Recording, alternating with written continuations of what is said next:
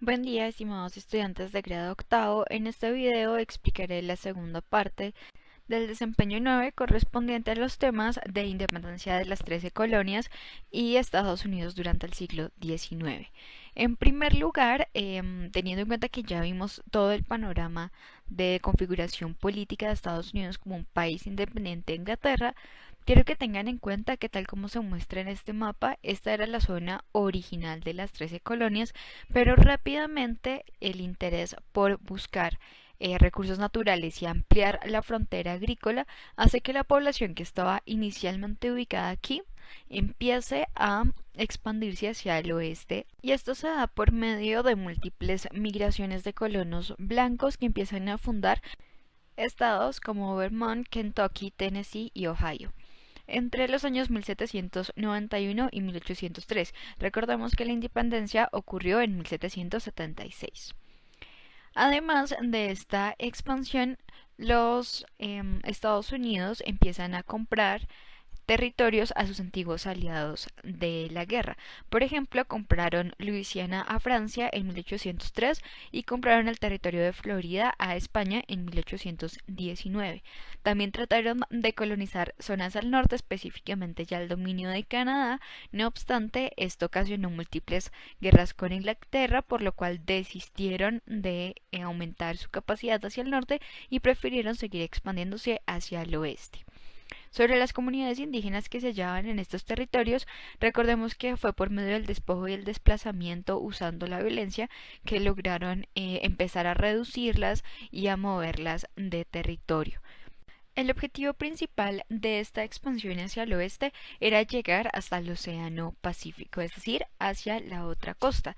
Y para esto no solamente colonizaron nuevos territorios que iba a dar como resultado la creación de nuevos estados durante todo el siglo XIX, sino que también invadieron territorios como Texas, que antes le pertenecía a México, lo que desencadenó una guerra entre Estados Unidos y México entre 1846 a 1848, donde finalmente Estados Unidos logró hacerse con este territorio. Además, le compró a México, teniendo en cuenta la situación económica por la que atravesaba después de haber perdido Texas, la zona actual de California, y a Rusia le compró la zona de Alaska. A causa del auge económico que vivió en los Estados Unidos durante este proceso de expansión de frontera agrícola y de encontrar nuevos metales preciosos y recursos naturales, el país vivió importantes migraciones de alemanes, italianos, chinos e irlandeses, lo que configura hasta el día de hoy el panorama cultural del país. Asimismo, tal como lo mencionamos en la reunión sincrónica del día de hoy, las colonias ubicadas al norte y las ubicadas al sur tenían importantes diferencias. Por ejemplo, recordemos que en el norte se desarrolló una amplia actividad artesanal y comercial donde se pudo desarrollar una clase burguesa que impulsaba la industrialización y los principios de libertad económica y de libertades individuales, también conocidos como principios liberales, mientras que al sur del país teníamos una sociedad esclavista basadas en la economía agraria y donde sus élites estaban basadas en una tradición aristocrática que defendía el sistema esclavista y el libre mercado. Estas diferencias entre el norte y el sur rápidamente desencadenarían una guerra civil, que fue la Guerra de Secesión, que duró entre 1861 y 1865.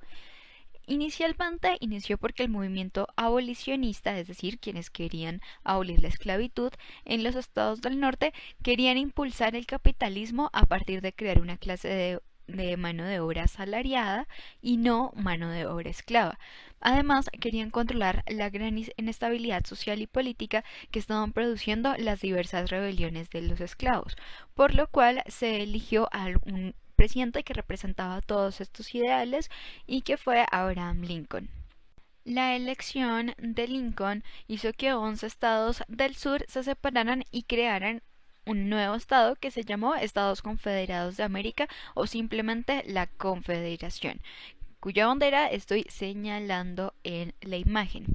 Este acto desencadenó la guerra civil entre la Unión, que pues eran los del norte, y la Confederación del Sur. Esta fue una de las guerras civiles más violentas de todo el continente y causó al menos 1 millón de víctimas de los 30 millones que eran en ese momento en Estados Unidos. Pese a que finalmente el norte ganó y pudieron evitar la separación y desmembración de este país, el problema racial producido después de la abolición de la esclavitud continuaba. Pese a los derechos que empezaron a promoverse, estos no acogieron realmente a la población afroamericana. Y en 1870, cuando la élite blanca y racista del sur de Estados Unidos retomó el poder, crearon un sistema segregacionista y discriminador conocido como las leyes de Jim Crow. Obtuvo ese nombre porque Jim Crow era un personaje de comedia que representaba a un hombre afroamericano y lo representaba en condición de inferioridad. Estas leyes produjeron que los afroamericanos fueran excluidos del poder político y fueran separados del resto de la población blanca, es decir, tenían sus propios colegios, sus propios baños y sus propios lugares dentro del sistema público, pero nunca podrían relacionarse con la población blanca. Pese a todos estos problemas sociales, Estados Unidos rápidamente alcanzó su industrialización, ya que encontraron innumerables yacimientos de petróleo, hierro, carbón y oro.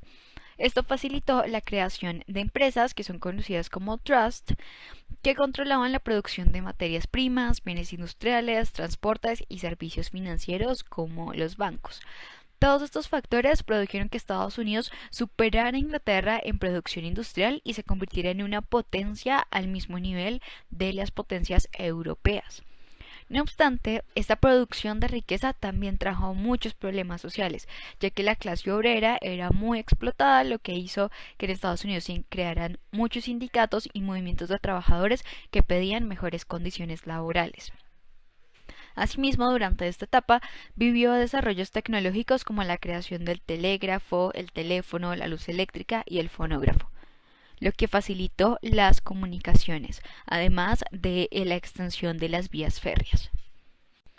Como podrán imaginárselo por esa trayectoria histórica que hemos visto de Estados Unidos, rápidamente las ideas expansionistas e inclusive imperialistas de este país empezaron a tomar forma durante el siglo XIX.